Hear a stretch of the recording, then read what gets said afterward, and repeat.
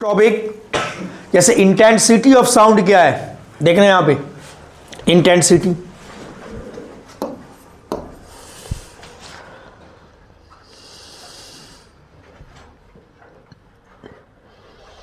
ये घटिया आदमी है ये।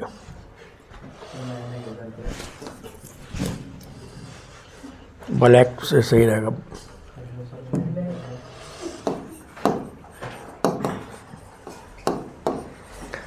Intensity of sound. तो अब यहां देखना, इंटेंसिटी ऑफ साउंड मतलब किसी भी साउंड की जो इंटेंसिटी है ये डिपेंड करती है उसकी एनर्जी पे। ठीक, तो इसलिए हम लोग लिखते हैं intensity of sound energy upon area into time. यानी एरिया बढ़ेगी तो इंटेंसिटी घटेगी। जैसे मान लो एक डीजे लेके बजाओ, इस कमरे में बजाओ और उसी डीजे को खुले मैदान में बजाओ, तो वहाँ पे उसकी देखोगे जो उसका क्या कह सकते हो, उसको जो सेंसेशन है उसका वहाँ कम लगेगा तुमको। यहाँ बंद है ना, ये एरिया कम है तो यहाँ पे ज़्यादा लगेगा। तो इंटेंसिटी ऑफ साउंड ये हो गया तुम्हारा energy by area into time. तो अब यहाँ पे गौर करो, एनर्जी बाय टाइम है। एक चीज़ तुमको पढ़ाया था मैंने, एनर्जी इक्वल टू होता है पावर इनटू टाइम। सुना है? एनर्जी इक्वल टू क्या होता है? Power into time. यानी पावर का एनर्जी से रिलेशन क्या है? डायरेक्टली प्रोपोर्शनल है। जैसे मान, उसको ऐसे भी समझ सकते हो दूसरे तरीके से। कोई चीज है, जैसे मान लो हम लोग एक 100 वाट का बल्ब जलाएं और हम लोग एक 1000 वाट का कोई प्रेस चलाएं, तो ज्यादा इलेक्ट्रिकल एनर्जी को कौन कंज्यूम करेगा? प्रेस। तो जिसका पावर ज्यादा होगा उसकी एनर्जी कंजम्पशन ज्यादा होगी। इसलिए जब हम लोग ये फैन के कंपेयर में जब हम लोग एसी चलाते हैं तो एसी का बिल ज्यादा आता है, क्योंकि वो इलेक्ट्रिसिटी को ज्यादा कंज्यूम करता है। तो एनर्जी का रिलेशन पावर के साथ डायरेक्टली प्रोपोर्शनल है और टाइम के साथ भी डायरेक्टली प्रोपोर्शनल है। तो इसमें तुमको देखना क्या है, अब यहां पे लिख सकते हो power equal to energy by time. लिख सकते हो भाई, ये power equal to energy by time ही लिख सकते हो। लिख सकते हैं, क्लास में ही रहो यहीं पे। Power equal to energy by time लिख सकते हैं या नहीं? लिख सकते हैं। तो अब यहां पे हम देखेंगे एनर्जी बाय टाइम का रेशियो क्या है। पढ़ो वहां, बोलने को तैयार नहीं है। एनर्जी बाय टाइम का रेशियो क्या है? क्या है? क्या है? तो यहां लिख सकते हो ऊपर पावर और नीचे क्या है? जल्दी बोलो, यहां तक क्लियर है? यहां तक समझ में आया? एनर्जी बाय टाइम का रेशियो क्या है? पावर। क्या है? तो power by area. Energy by time की जगह पे क्या आ गया? पावर। नीचे क्या है? एरिया। और पावर की यूनिट क्या हो गई? वॉट। पावर यूनिट क्या हो गई? और एरिया का क्या होता है? Metre square. तो इंटेंसिटी ऑफ साउंड यूनिट क्या आई निकल के? क्या आया निकल के? क्या निकल के आया? वाट पर मीटर स्क्वायर। कैसे हुआ, समझ में आया?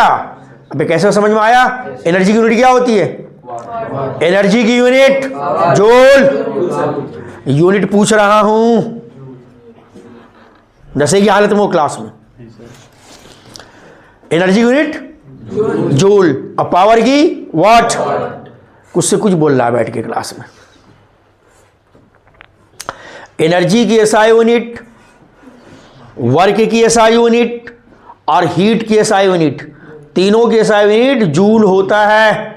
एनर्जी की भी यूनिट जूल है, उसके बाद तुम्हारा वर्क का भी जूल है और तुम्हारा हीट का भी जूल है। तीनों स्केलर क्वांटिटी हैं और 1 जूल होता है 10 टू दी पावर 7 अर्ग। कितना? 1 जूल होता है 10 टू दी पावर 7 अर्ग। और अर्ग जो होता है वो होती है सीजीएस यूनिट। समझ में आ रही है बात? अगर वर्क और हीट की बात करोगे तो work is the organise form of energy and heat is the randomness form of energy. वो रैंडमनेस फॉर्म होता है। बोलो यहां पे इंटेंसिटी ऑफ साउंड क्लियर हुआ कि नहीं हुआ?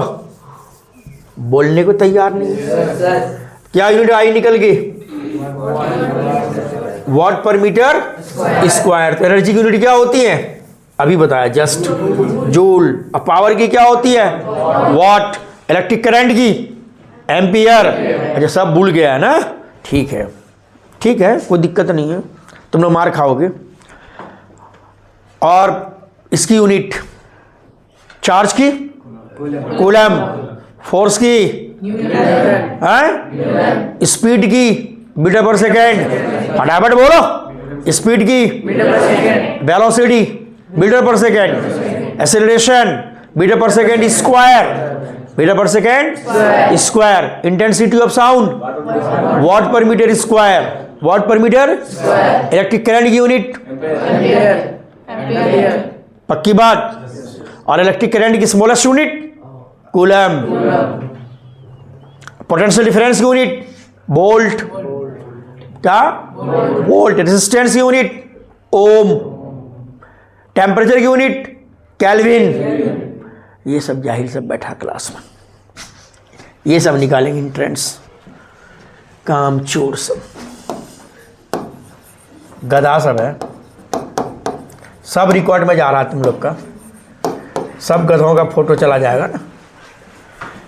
रिफ्लेक्शन ऑफ साउंड, जैसे लाइट रिफ्लेक्ट करती है वैसे साउंड भी रिफ्लेक्ट करता है।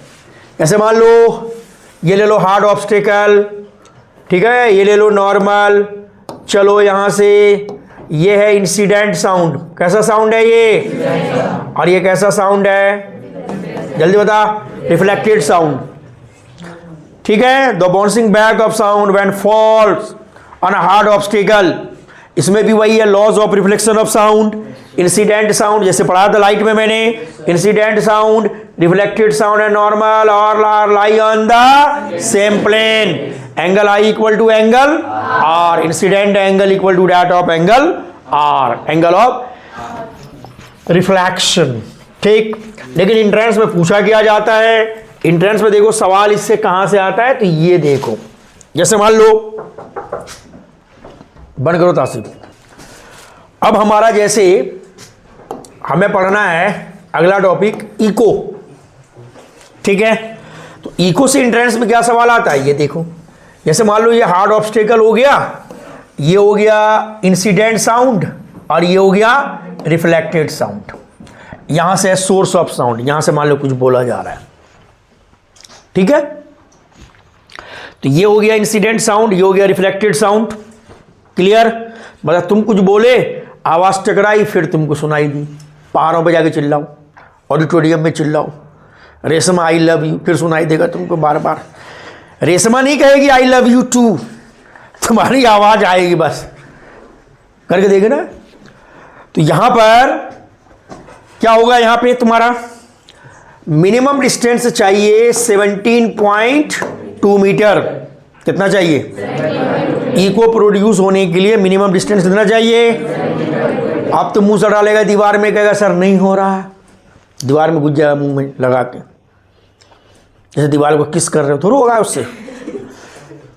तो कम से कम कितना होना चाहिए, 17.2 मीटर होना चाहिए मिनिमम।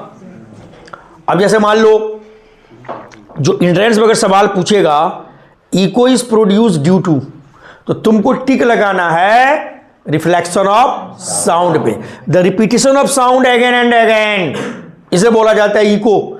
और इको के लिए स्पीड निकालने का फॉर्मूला है 2 × d/t, क्या है, 2 × d/t, d क्या है यहाँ पे, डिस्टेंस, d क्या है, डिस्टेंस। अब अगर मान लो हमको d निकालना है, तो d equal to v × t by 2, ये दो फॉर्मूला याद करके रखना है। अगर मान लो पूछा जाता है किसी पत्थर को किसी मीनार या किसी टावर से गिराते हो पानी के ऊपर, अब पानी में जाने के बाद ये जो स्प्लैश पैदा होती है, फिर वो ऊपर बैठे तुमको सुनाई देती है, इस तरह के क्वेश्चंस में अगर स्पीड निकालना हो या डिस्टेंस निकालना हो, तो ये फॉर्मूला अप्लाई होगा। कुछ आ रही है बात समझ में, क्या अप्लाई होगा, कौन सा फॉर्मूला, ये वाला फॉर्मूला। किसके लिए लगाना है, इको के लिए, किसके लिए, इको के लिए यूज करना है, ठीक है। तो echo is produce due to reflection of sound, याद रहेगी, तासिब बंद कर दो उसको अब।